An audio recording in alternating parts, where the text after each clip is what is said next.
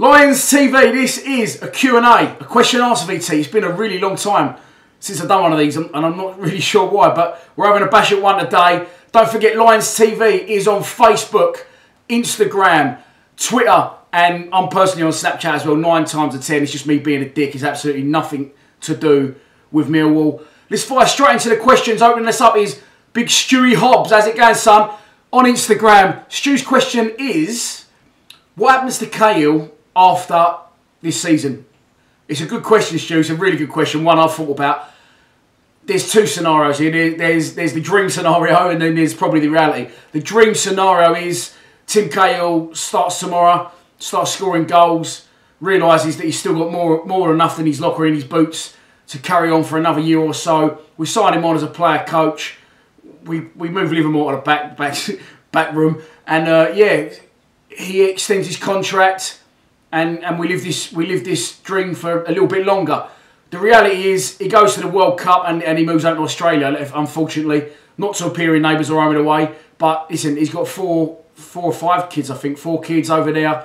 He's got his soccer academies over there. His life's over there. He's Australian, so you know, Australia via South Bermondsey, but that's his home. That's where he's from. That's where his family is and his children, his business. So unfortunately, at the end of the season, he, in my eyes, will move on. But listen, it was fucking beautiful while it lasted.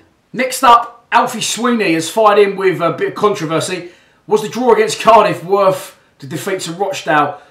We've covered this, but just to reiterate, you know, I'm not one of these people that would ever say cup over league. But unfortunately, in these circumstances, 100%, the manager got it wrong. I think he knows he got it wrong.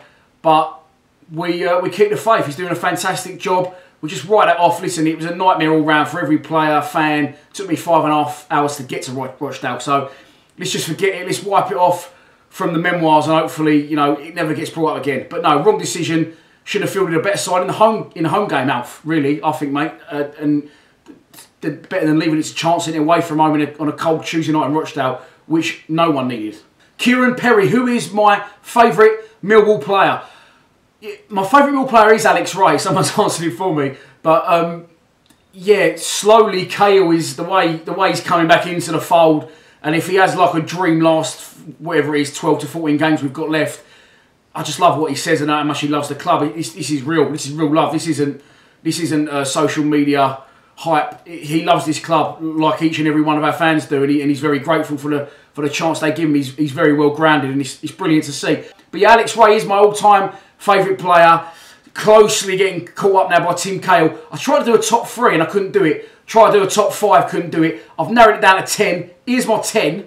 There you go. Have a good look at that. Also, honourable mentions must be thrown in there for Les Briley, Ben Thatcher, Lucas Neal, Richard Sadlier. The list goes on, but obviously to narrow it to 10, Tony Warner, he'll give me a slap for not mentioning him. Yeah, it's a tough one, but at the minute, Alex Ray's out front, but Cahill's on the home run and he's catching him. Freddie Pullin, good question, mate. Where do I see Millwall in the next 10 years?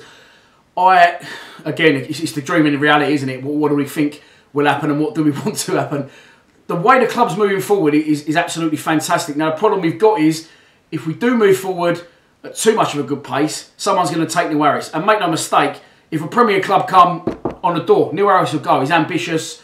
You know, he's pursuing his career like he did as a player, and you can't knock him for it. But so where does that leave us? We don't want to go down again. We don't want to go up again. I think we'll establish ourselves now. In the next 5 years, I think we'll get back to how we was sort of in the late 90s, sort of in the early O's, where we was an established championship side, sort of knocking around the top 10, top 6, and not quite making it to the Premier League. A lot of fans wouldn't want to get to the Premier League. Dare we dream?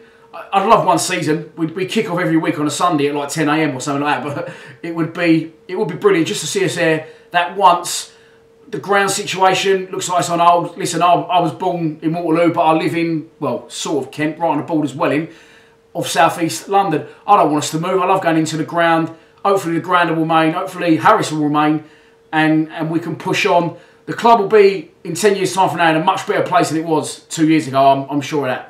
Joey MFC and Niall789, I'm going to tie your questions in together, boys. Thanks for throwing them in. The reason Ben Thompson was dropped towards the back end of last season was we started having a few dodgy results. The manager brought in Abdu to shore it up. and for a bit of experience. I'm a big fan of Ben Thompson, but he brought Abdou in, and as much criticism as I've had for not backing and rating Abdou, it was the right decision. Abdou come in. He's not a pretty footballer, is he? He got the job done. We got promoted. You know, you can't knock the manager's decision there. Then in the summer, obviously, if we hadn't gone up, I think you'd have seen a lot more Ben Thompson this year. But we did go up, and as a result, we've gone to the next level. The manager had to bring more players in. We brought in Saville, we brought in now Cahill, we brought in Tunnicliffe. You know, we brought in a lot of midfielders, Marshall. So, unfortunately, Ben Thompson went down a pecking order. Now, I strongly believe in Ben Thompson. He's a Millwall player, and I think given his chance, he could really progress. What I don't want Ben Thompson to do, what I absolutely don't want to happen to him, is him to get shipped out on loan and end up playing for Dartford, because he is better than that, without an absolute doubt. But again, it's tough while we're doing so well, and we're in this predicament when we're moving on and we're pushing up as a club. It's going to be difficult for him to get game time. In an ideal world, we've been games 2-3-0. We're 3-0 up with half hour to go. We sling Ben Thompson on because he needs to be in and around the club. The fans love him. He loves the club. It'll be tough for him to play anywhere else and give as much as he does. He does that because he's a Millwall fan. And for him to be around players like Morrison, players like Cahill, he's only going to learn and get better. So I'm hoping, you know, as I said, we get a nice little lead in a couple of games, sling him on. Because when he has played in the first team this year, he's done really well. Sam McFarlane, do I think Neil Harris can take us to at least a playoff position next year? Yes, I do. I really, really believe that. We're finishing strong at the minute. If you look at the form guide, we're right up there. I think we're in the top 6. So it took the manager time to get to terms and get to grips with the job. Then it took him time to get to grips with League One, and he sussed that one out. I've been critical in the past of his tactics. You know, I prefer to see a lot more football play, but he's proved me wrong. You know, the direct approach, the aggressive approach is perfect for Millwall. And we may not be the prettiest of teams, but they give 100% and they're in people's faces, which fits in perfectly for us fans at the Den. I honestly believe that with a couple of additions, we could push on and we could make the playoffs. I don't think we're going to end up that far off this year, to be honest with you. Not nowhere near as far away as people thought. Harris is a young manager. I think he's only 40. He's only 2 years older than me. He must have had an uphill paper round as a kid because he looks a bit older. But yeah, I actually absolutely think we can. The massive problem we've got, and it's the elephant in the room, not me. There's another one, Jordan Archer. I don't know what's going on there. I don't want to go off the thing. I will tie in with another question there. The most underrated and the most overrated player at the club. Jordan Archer, I don't know what he's done. That one's for his agent. Harry's got him to be the highest paid player at Millwall, which he is. Make absolutely no mistake.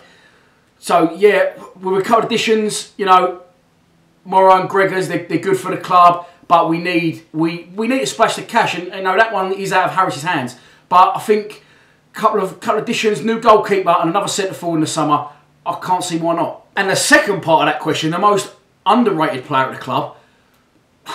That is a tough one. I would probably go with James Meredith. James Meredith is one of the left back. You don't always go flying down the wing and stick one in the top corner unless you're Ben Thatcher. But he does the horrible stuff. He gets stuck in. And I think James Meredith is probably the most underrated player at the club. Georgie Colville. I know a few Colvilles at Millwall. Georgie Colville, who has been our best player this season, following on from what I've just said, Sean Hutchinson, James Meredith, Lee Gregory is absolutely superb. George Saville started out like a house on fire, as did Jed Wallace. I would have said, at the start of the season, Jed Wallace and George Saville went miles out in front. And then all of a sudden, Sean Hutchinson started clawing back. And for me now, Sean Hutchinson is like the manager. I said, if he keeps progressing, he keeps progressing. We're going to struggle to keep Hutchinson if he keeps playing like that, because he is absolutely brilliant. Alongside him, Jake Cooper as well. A few people don't rate Cooper. I don't get that one. He's 23 years old, I think.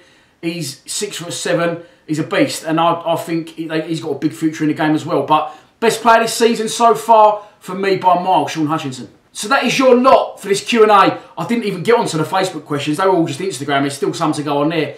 If the views are good, so make sure you watch it. I'll put another one out next week and we'll plough through them all until the questions are done. Other than that, all it is left for me to say is I will see you at St Andrews tomorrow if you are going. Please subscribe to Lions TV. Come on, you Lions.